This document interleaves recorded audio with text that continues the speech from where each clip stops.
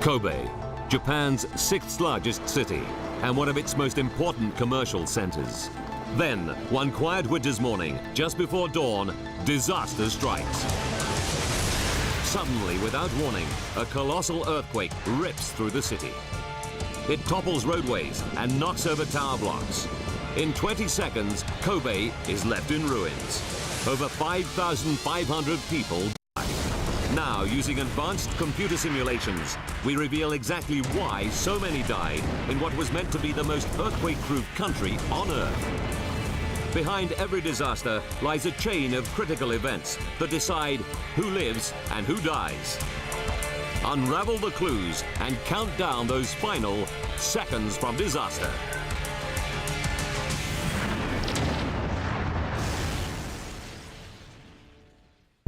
Asia. Japan. Kobe. Home to nearly 1.5 million people, Kobe is famous for its breathtaking views. But land here is at a premium. Kobe is squeezed between the Rokko Mountains and the blue waters of Osaka Bay. The city center sits on a narrow strip of land just 5 kilometers wide. To the east and west lie densely populated residential areas of mostly traditional houses. And to the south, its huge port area, built on a series of islands created by dumping millions of tons of soil into the sea. It's one of the world's biggest ports, handling $71 billion of cargo a year. To maximize precious space, 160 kilometers of Kobe's modern freeway system stand on pillars above the city. Monday, January 16th, 1995. It's a bright winter's day, the temperature just above freezing. Today is a national holiday, and Kobe bustles with people soaking up the holiday atmosphere. But beneath their feet, the ground is riddled with faults. These unstable cracks in the earth, 20 kilometers below the ground, are caused by movements of the Earth's surface. Japan is one of the world's most active earthquake zones. In Kobe, these faults stretch the length of the city center along the foot of the mountains. But Kobe is lucky. Fault activity is rare here. The city hasn't seen a major quake in 400 years. 10 kilometers east of the center is the residential area of Higashinada. Most of the houses here are of traditional Japanese design with a wooden frame and ornate roof tiles. In one of them, built 50 years ago, lives 59-year-old Yukiko Shona. She shares her home with her son Satoshi and her dog. Her 5-year-old granddaughter is staying with them for the holiday. Yukiko has lived in Kobe all her life. Her sole experience of earthquakes is just a couple of minor tremors. Earthquakes were something tiny. I can't even recall anything falling from the shelves, so I didn't think earthquakes were anything to be scared of.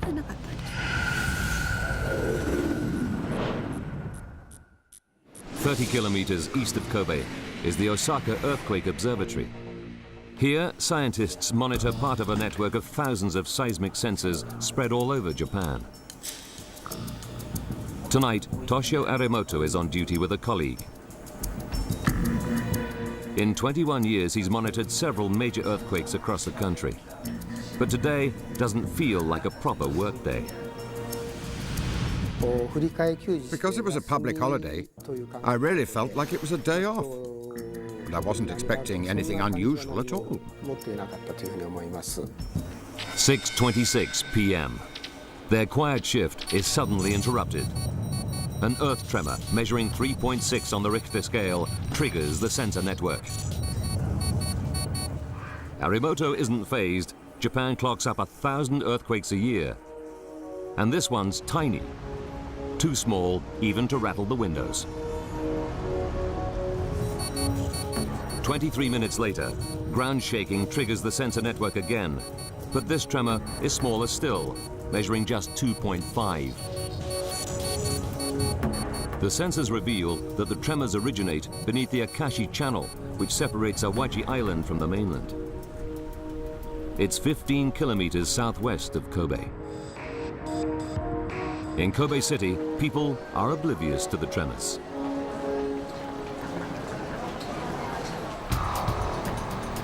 Shinshu, 400 kilometers northeast of Kobe. Tour bus driver Yoshio Fukumoto leaves town heading south. He's been driving buses for 30 years. I like driving, and in those days it was cool to be a tourist bus driver, so I really enjoyed it.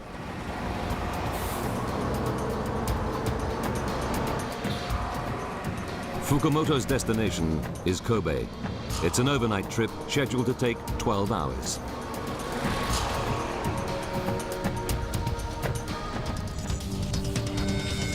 "6:55. A third tremor, this one a 1.5. The scientists are surprised to see 3 tremors in a matter of minutes, but Arimoto is still not alarmed. From the local seismic activity at the time, it really was unimaginable that a huge earthquake could occur in Kobe. In Yukiko Shono's home in Kobe, her granddaughter develops a fever. Yukiko rings her daughter, who agrees that the little girl should go home. Yukiko will not have her granddaughter staying with her tonight. 11:49 p.m. After nearly 5 hours of silence, a 4th tremor shakes the Akashi Channel. On average, there are 5 tremors exceeding magnitude 1.5 in a year. There have now been 4 in just under 5.5 hours. 29-year-old Satoshi Shono keeps his mother Yukiko up past her bedtime. He's keen to show her his latest gadget, a laptop computer. We stayed up chatting for quite a while that evening. Then it turned midnight and he said, "You should go to bed, Mum.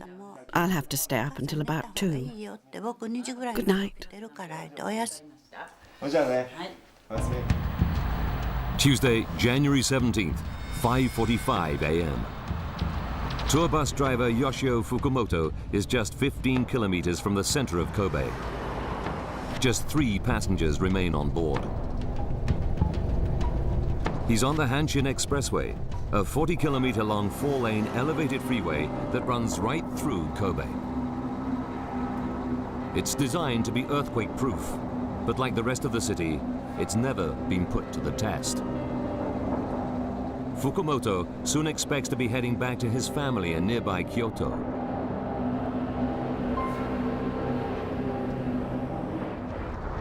But then, after nearly 6 hours of inactivity, the ground beneath the Akashi Channel begins to move again, triggering the sensors in the Earthquake Observatory in Osaka.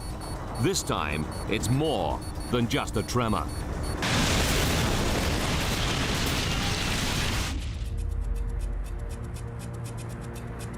January 17th, 1995, 5:46 a.m. At the fire station on Port Island in the Japanese city of Kobe, firefighter Makoto Fuji works the early shift. He's been on duty at the station for over 20 hours.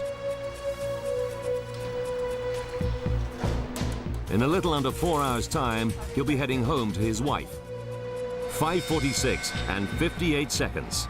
Fukumoto's routine journey takes an unexpected turn. Everything begins to shake violently.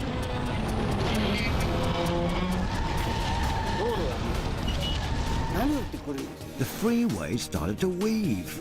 I'd seen something like this in the movies, but I never thought I'd see the real thing. It's like driving on waves. I couldn't see properly, couldn't focus because of the bouncing. 4.5 kilometers west of Fukumoto's bus, 59-year-old grandmother Yukiko Shono wakes suddenly as the ground trembles beneath her house. At first it shook like this. And I thought, it's an earthquake, a strong one. And then it stopped. And I thought, okay, it's just a tiny tremor. For a second, everything seems fine. It seems really weird, but there wasn't any sound. Then Yukiko Shono's world turns upside down.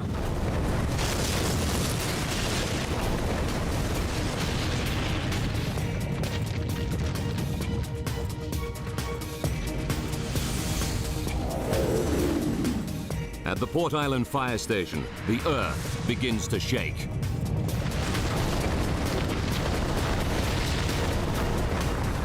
It went right through my body. It felt as though the building would tear itself apart.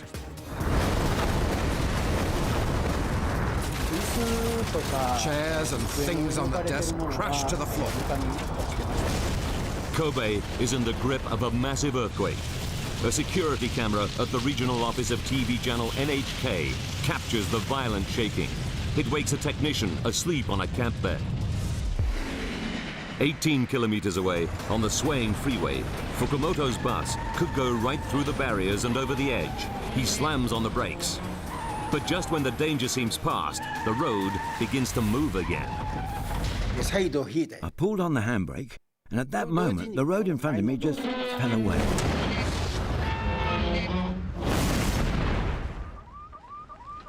I really thought we'd fallen off the edge. I was paralyzed with fear. At the Port Island fire station, Makoto Fuji looks outside. He sees something incredible. A flood of water spurts up through gaping cracks in the ground. I didn't know what to think. Maybe this is a crack and the island is going to split in two. Or maybe it was a big water pipe that had broken under the ground. I just couldn't work it out. 30 kilometers away, in the Osaka Observatory, Toshio Arimoto races to find the origin of the quake. It read, Awaji Island, magnitude 7.2. Awaji Island sits on the edge of the Akashi Channel, just 15 kilometers from Kobe City. Arimoto is staggered. For the first time in 4 centuries, a massive earthquake has struck the Kobe area. 5:47 and 12 seconds. Just 14 seconds after the violent shuddering began, the earthquake subsides. Yoshio Fukumoto holds his breath. His bus teeters on the edge of the shattered freeway. The front wheels hang over a 15-meter drop. He's terrified that it will plunge to the ground. He must get the passengers off the bus.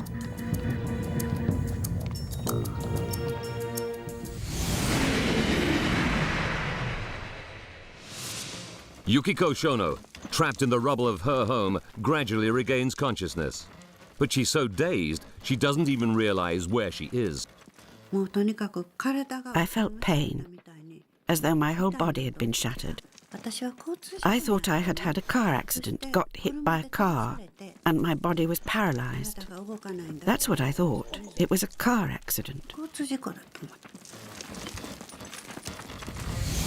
Now in Kobe's residential areas, there's a deadly new hazard. Fire. Hundreds lie trapped in the collapsed remains of their traditional wooden houses. Dawn light reveals the vast scale of the disaster. The quake knocked tower blocks to the ground, toppled road bridges, and flattened entire neighborhoods of traditional Japanese houses. Thousands of people lie dead and dying in the city's shattered remains. Under her crushed house, Yukiko Shono lies trapped and badly injured. The temperature is just above freezing. If rescuers don't come soon, the alternatives are grim: freeze to death or be burnt alive.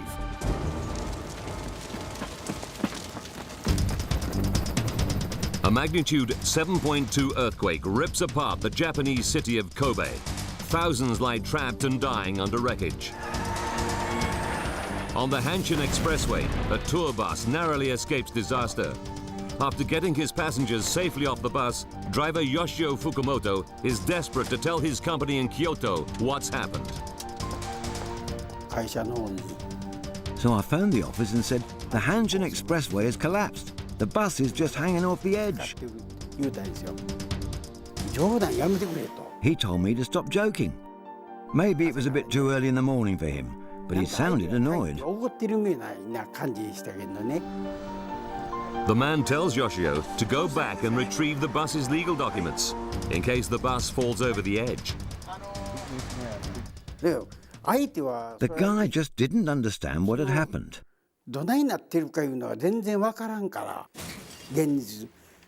It was hard to believe.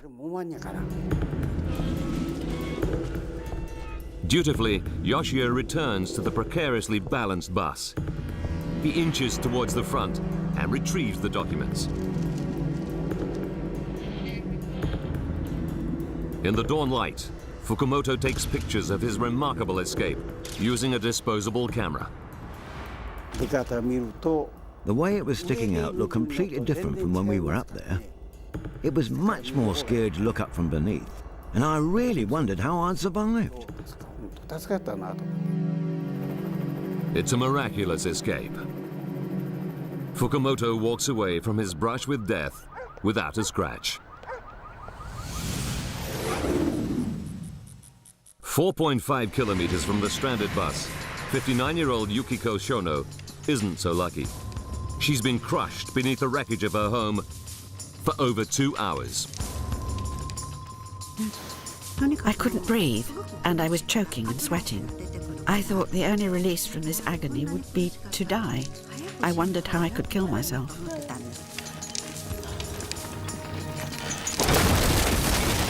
Kobe's emergency services struggle to cope with the scale of the disaster.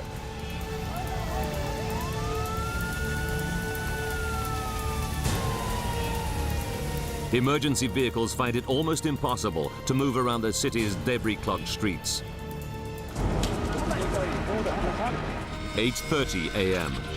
Yukiko's daughter, Kumiko, arrives in her mother's traditional neighborhood with her husband. Her own more modern home survived the quake.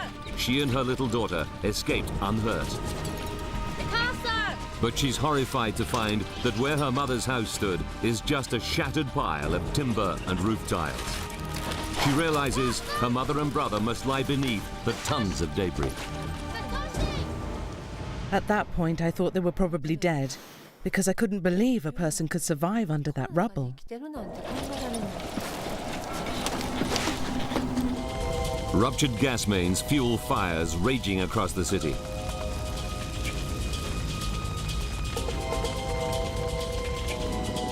But the quake also breaks many of the water mains, leaving firefighters helpless in the face of the inferno. They pump water straight from the sea, but it's a frustratingly slow process. There was no water, and having no water at the fire was deadly. I just felt really helpless. Everything I had learnt before was no use at all in the earthquake. 2:30 p.m. In the region where Yukiko Shono lives, many of the traditional wooden houses are ablaze, and the fires are spreading. She becomes increasingly desperate. I was in such agony. I couldn't move my right arm at all because it was trapped. But I found this piece of wood.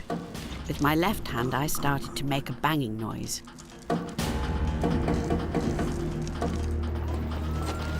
Outside, Yukiko's daughter hears something. It's not her mother, but her mother's dog. Kumiko is certain the dog is trying to tell her something.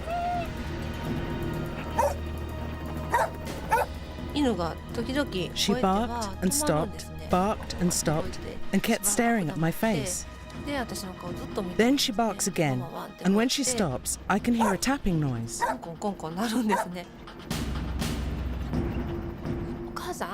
So I called out, "Mother, mother!" And we heard a tapping response, and we realized she was still alive. Kumiko finds some construction workers.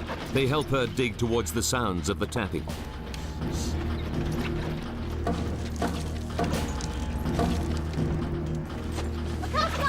It's slow work. One wrong move and the wreckage could crash down and kill her mother.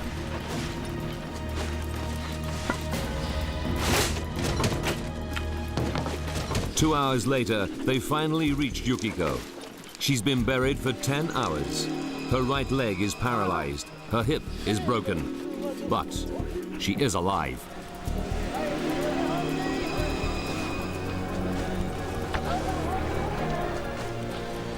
Finding her mother gives Kumiko new hope. Her younger brother Satoshi could be alive too, somewhere under the debris. She calls out, but he doesn't answer. They start to dig again.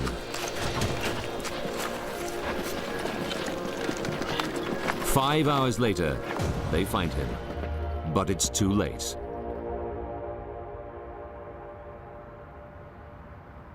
When they checked my brother's pulse, they told me he didn't make it.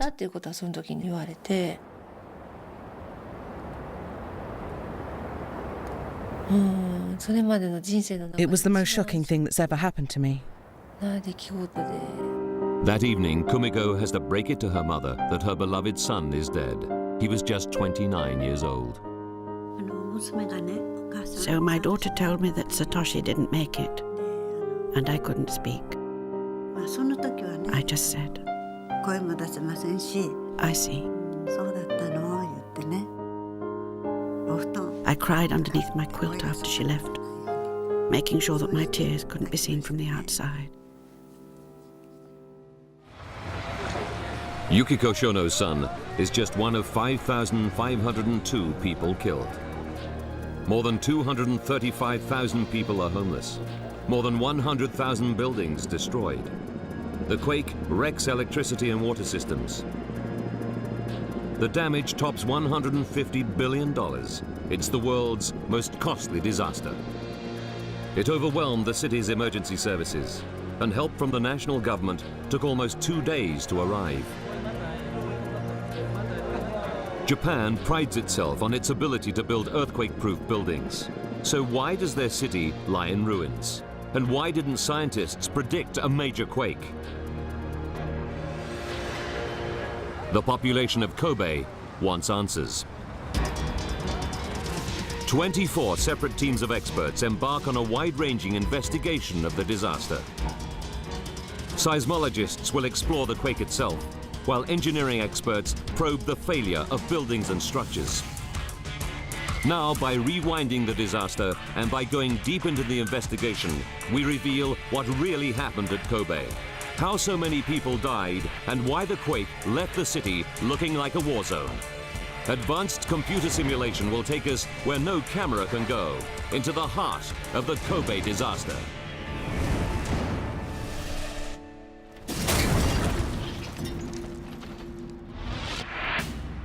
Earthquake expert Professor Charles Scawthorne is one of the first on the scene. By a remarkable coincidence, he was attending an earthquake conference just 30 kilometers from Kobe and actually felt the quake. He quickly realizes that this is an earthquake of colossal proportions. This was the most significant earthquake of the second half of the 20th century. This was a direct hit on as modern a society as you can have in the world, and it was totally devastated. Japanese experts working with him cannot believe the scale of the destruction. My Japanese colleagues really were having a difficult time because they just did not expect this. It may be like Americans on 9/11. This was something that was shocking. Earthquakes are a fact of life in Japan. 13 major quakes have hit the country in the last 100 years, killing over 150,000 people. The country sits on the boundaries of 4 massive tectonic plates. As these plates shift, the movement triggers quakes along a network of thousands of fault lines under Japan. Kobe lies 200 kilometers north of the nearest plate boundary, called the Nankai Trough, so major quakes in the region are very rare. But this time, tectonic movement at this boundary is big enough to reach Kobe. Seismic equipment reveals that the quake is magnitude 7.2, powerful enough to be picked up by sensors on the other side of the planet. The quake scores a direct hit on Kobe City, but scientists are puzzled to find that its original epicenter is 15 kilometers away. It doesn't seem to make any sense. This should put Kobe outside the zone of severe damage. So what did cause the destruction? in Kobe City. The quake's epicenter is under Awaji Island in a fault well known to seismologists. But a quake here should only cause serious damage in Awaji. It cannot explain the scale of the devastation 15 kilometers away in Kobe. This could only be caused by a fault rupturing directly under the city. Experts analyze hundreds of sensor readings from the Kobe quake and discover a shocking fact. There's a subterranean fault line beneath the Akashi Channel that scientists were completely unaware of. Previous surveys didn't pick it up. It's not large, but it links the Awaji fault to a fault directly under Kobe.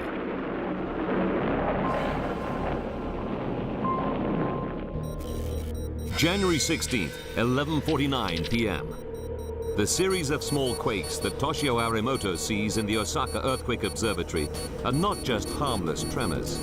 It's the ground on either side of the fault line beginning to shift, 15 kilometers beneath the surface of Awaji Island. 5:46 a.m. and 52 seconds. Scientists are now certain that the violence of the Awaji earthquake triggers a chain reaction through the undiscovered fault. The quake now races along this fault towards Kobe at 9,000 kilometers per hour. 6 seconds later, the fault under the city ruptures.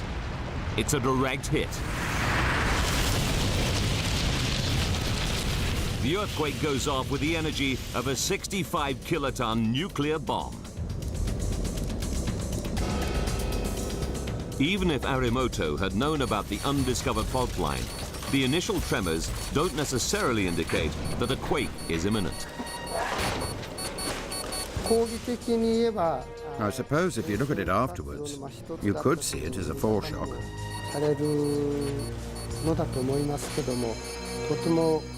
But there's no way to predict there's going to be a huge disaster from just observing a bunch of tremors.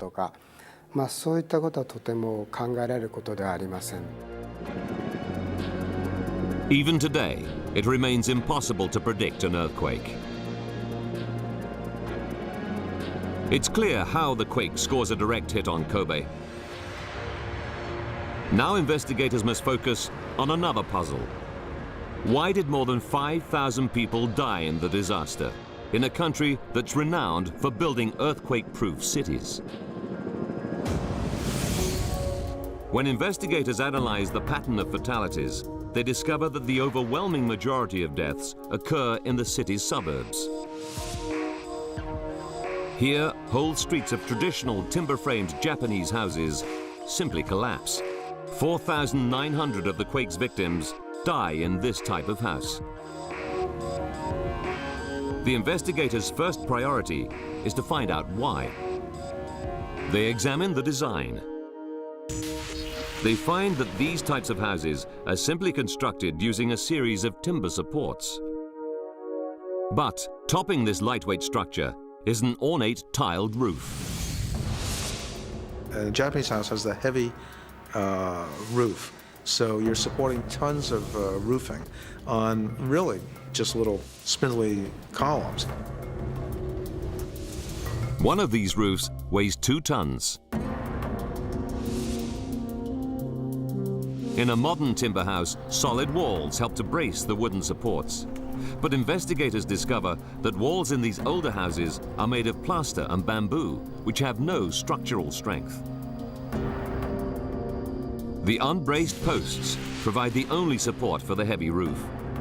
When the earthquake strikes, there is nothing to stop the structure swaying and then caving in. It's called a pancake collapse. As the heavy roof pancakes down, it crushes the floors below, and anyone unfortunate enough to be inside.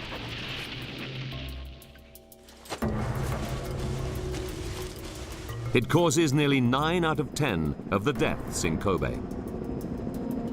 What killed everyone in Kobe, almost everyone, was the Japanese house. And the Japanese house is a killer. But if the structure is so weak, why top them with such heavy roofs? The investigators discover an appalling irony. The heavy roofs are built to resist a natural disaster, not earthquakes. but typhoons. On average, Kobe is hit by more than 2 of these destructive tropical storms every year.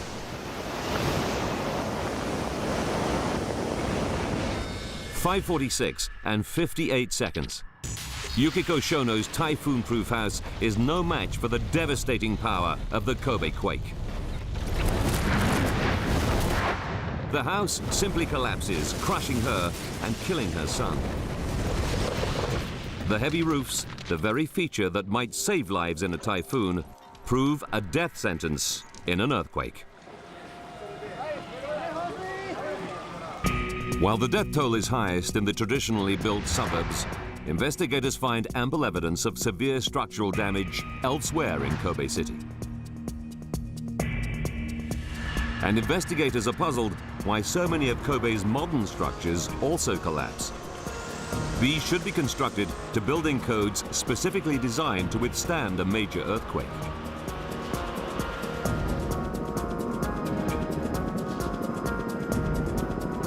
There is no more potent symbol of this failure than the collapsed Route 3 of the Hanshin Expressway. It's 40 kilometers long, elevated above ground level by hundreds of concrete pillars. The quake damages or destroys over half of them. It also topples 26 of its 1,304 sections of roadway. Built in 1969, it was a key transport artery, carrying more than 180,000 cars a day. Its loss cripples Kobe's transport system. The Japanese Ministry of Construction orders an investigation. Engineer Hirokazu Emura is one of the principal investigators. The amount of damage astounds him. Honestly speaking, we did not expect such a total collapse of the bridges, because we design bridges with the highest seismic force in the world. So we had been thinking that our structure is the strongest. Emura and the team are mystified. The Hanshin was designed to withstand a magnitude 8.1 earthquake, 22 times as powerful as the magnitude 7.2 quake that decimates it. The public clamors for answers. Were corners cut during the Hanshin's construction? The first criticism we heard from the citizens is there could have been mistakes made in the construction. Emura knows that Japanese civil engineering is under the microscope. We wanted to show citizens that we did not make any mistakes in the construction. The team begins a forensic examination. One of the key failures is in the eastern suburbs, where Yoshio Fukumoto's bus had a lucky escape. A whole section of roadway has simply fallen off its pillar. It leaves the bus teetering on the very edge of a 15-meter drop. Investigators know this should not be possible. Each 52-meter-long section is securely bolted to the pillars by cast-iron fixings 190 millimeters thick.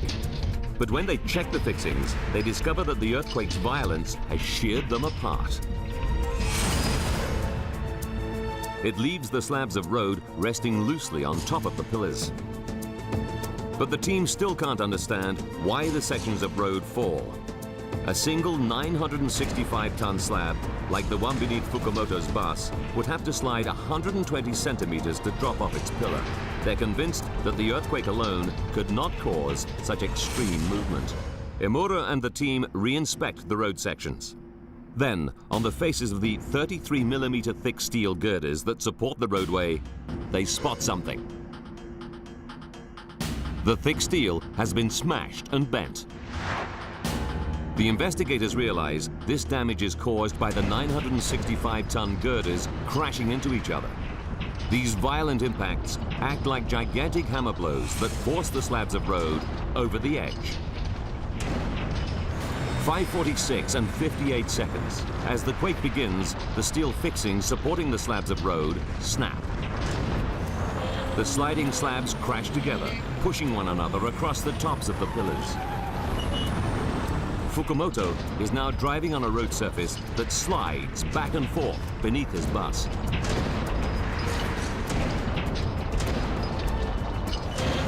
Fukumoto screeches to a halt. His front wheels rest on a road section teetering on the edge of its pillar. Then it slips the last few centimeters and crashes over the edge. If Fukumoto had stopped a few meters further on, his bus would have plummeted 15 meters. Chances of survival would have been slim. The way it was sticking out, I really wondered how we survived.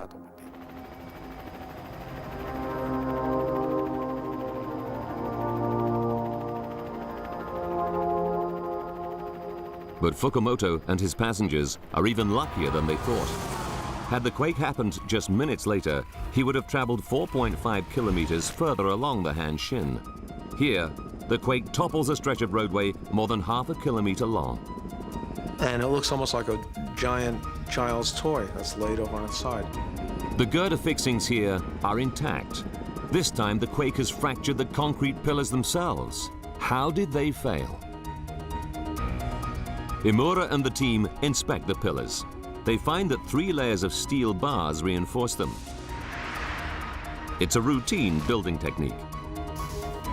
The 2 outer layers run all the way from top to bottom, but the inner layer stops 1.5 meters above ground level. Photographs taken during the investigation show these shorter bars sticking out of the shattered concrete. This is exactly where the pillars fail.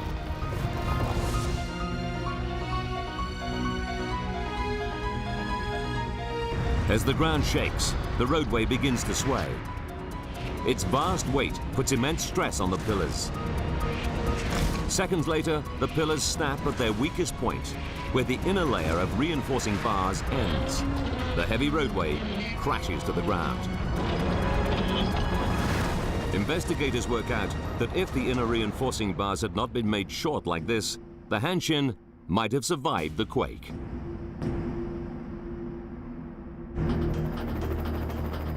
It's clear that major elements of the Hanshin structure were highly vulnerable, but it was built to strict building codes introduced in 1964, codes that should have ensured it could withstand a much bigger quake.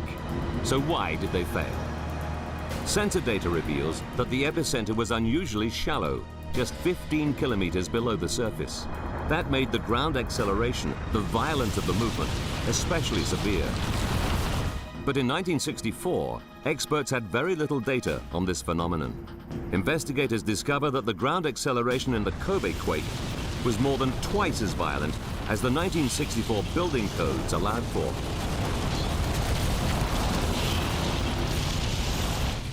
It's this that causes such severe damage to the Hanshin and so many of Kobe's other modern structures. Now we knew from the results that the design method at the time was not correct. The Japanese government updated the codes 3 times after the Hanshin was built, but the new rules only applied to new structures, not existing ones.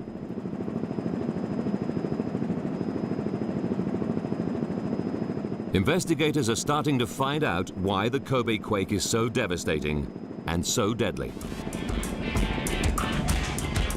How traditional Japanese houses are a death sentence for thousands. Why so many modern structures are annihilated.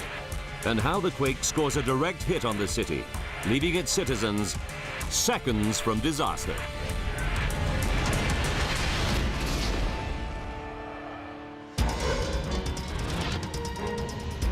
"20 seconds from disaster. An earthquake strikes the northern tip of Awaji Island. It tears open a previously unknown fault nearby. Now the quake races along the fault at 9,000 kilometers per hour and heads straight for Kobe. 14 seconds to disaster. The fault right under the city ruptures with cataclysmic force. It shakes the Hanshin Expressway like a rag doll. Steel fixings shear and whole sections of the road crash to the ground. It leaves Fukumoto's bus hanging over an abyss. 4.5 kilometers away, it snaps inadequately reinforced concrete pillars, downing over half a kilometer of roadway.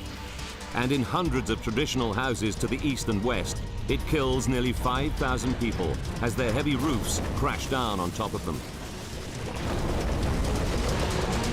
Just 20 seconds after the first seismic activity, the earthquake subsides.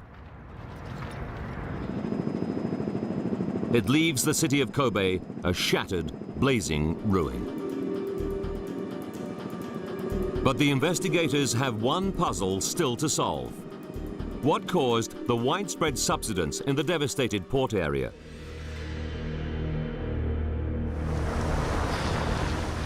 Could the mysterious eruptions of muddy water reported by witnesses be a crucial clue?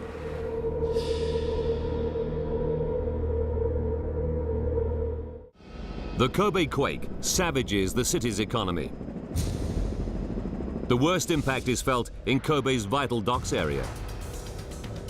It's so badly damaged, it's out of action for over 2 years, wiping out some $40 billion of Kobe's vital trade. Investigators find that the damage here looks different from the rest of the city. In places, the ground has dramatically subsided, and 9 kilometers of concrete dockside has fallen into the sea. Investigators learned that eyewitnesses like firefighter Makoto Fuji report a flood of water during the quake, not from the sea, but erupting out of the ground. It was about 1 meter high and maybe 10 meters wide. At first, when I saw the wall of water bursting through the ground, I didn't know what to think. It's a crucial clue.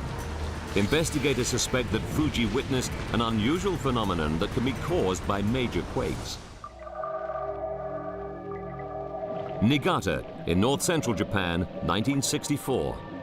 This original film shows a slurry of muddy water erupting out of the ground during a quake. It was the first time this phenomenon had been captured on film.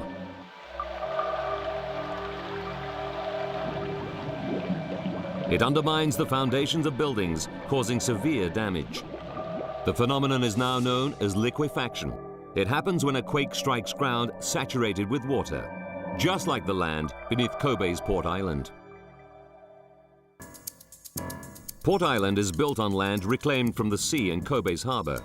City authorities dumped 80 million cubic meters of sandy soil from the Rocco Mountains over an area of 4.5 square kilometers. The 14-year project was completed in 1980.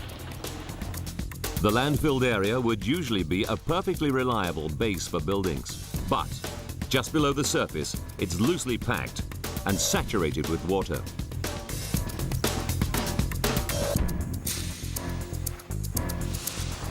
"5:46 a.m. and 58 seconds. When the earthquake strikes, the shock waves shake Port Island's loose, sandy soil. If you take a can of coffee grounds, and you tap it, you know the coffee grounds will settle.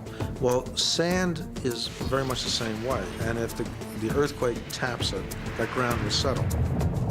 The gaps between the loosely packed sand grains are filled with water. The quake compacts the grains tightly, forcing the water up towards the surface under terrific pressure. What Fuji sees is not a broken water main, but a flood of liquefied soil. Investigators conclude that wide-scale liquefaction of reclaimed land is what destroys much of Kobe's port.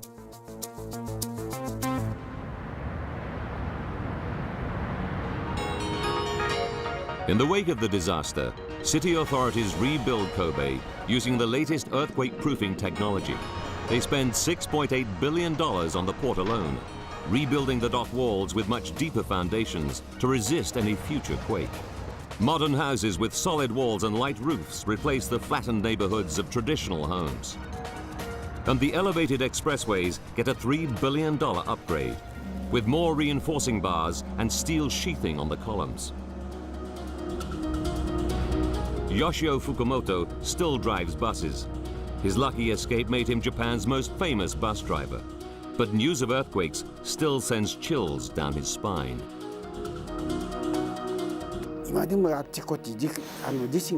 When I see earthquakes today, I feel a raw pain.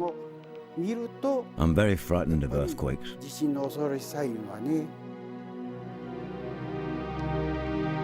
Yukiko Shono still lives in Kobe, on the site of the house where her son Satoshi died.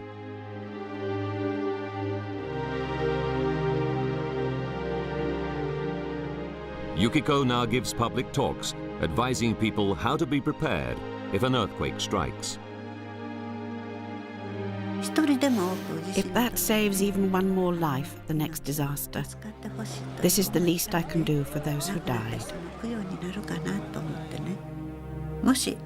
If there is a world beyond this one, when I get to where my son is, I can at least smile and proudly tell him, Mummy has done well. After the Kobe disaster, Japan's government introduced a national disaster strategy to ensure fast response by rescuers and equipment in the event of a major quake.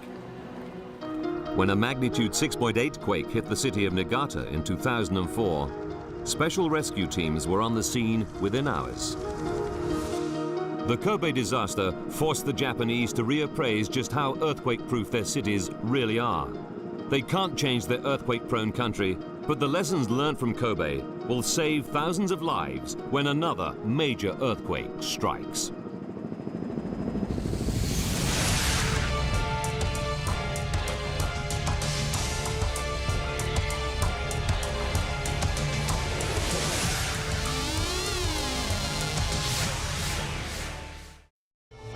Kobe, Japan's 6th largest city and one of its most important commercial centers. Then, one quiet winter's morning, just before dawn, disaster strikes. Suddenly, without warning, a colossal earthquake rips through the city. It topples roadways and knocks over tower blocks. In 20 seconds, Kobe is left in ruins. Over 5,500 people died.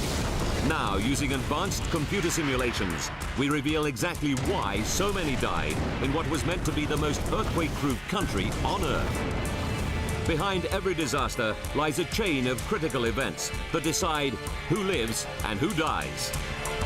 Unravel the clues and count down those final seconds from disaster.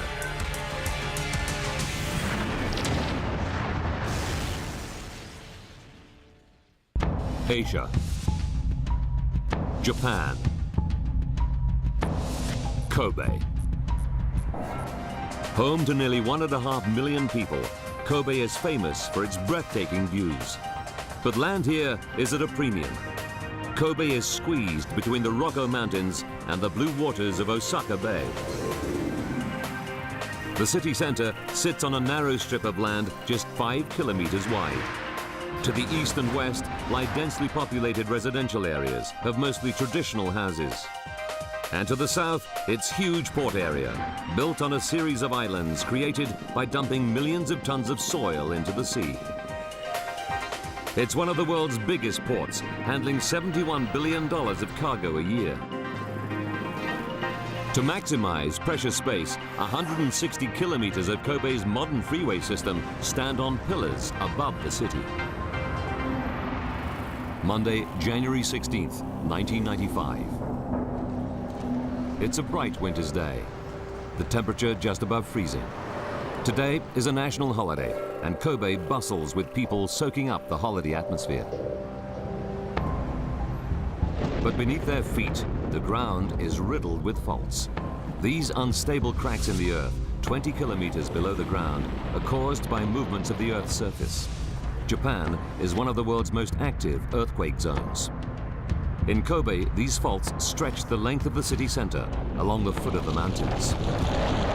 But Kobe is lucky. Fault activity is rare here. The city hasn't seen a major quake in 400 years.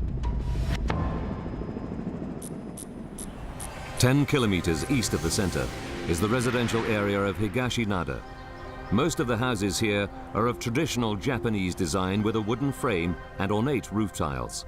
In one of them, built 50 years ago, lives 59-year-old Yukiko Shono. She shares her home with her son Satoshi and her dog. Her 5-year-old granddaughter is staying with them for the holiday. Yukiko has lived in Kobe all her life. Her sole experience of earthquakes is just a couple of minor tremors. Earthquakes were something tiny. I can't even recall anything falling from the shelves, so I didn't think earthquakes were anything to be scared of.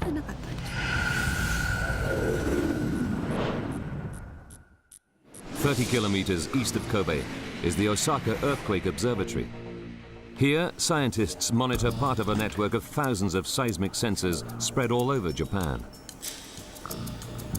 Tonight, Toshio Arimoto is on duty with a colleague.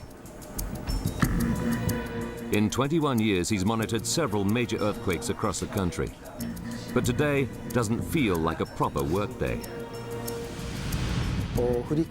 Because it was a public holiday, I really felt like it was a day off. And I wasn't expecting anything unusual at all. 6:26 p.m. Their quiet shift is suddenly interrupted. An earth tremor measuring 3.6 on the Richter scale triggers the sensor network. Arimoto isn't fazed. Japan clocks up 1,000 earthquakes a year. And this one's tiny. Too small even to rattle the windows. 23 minutes later, ground shaking triggers the sensor network again.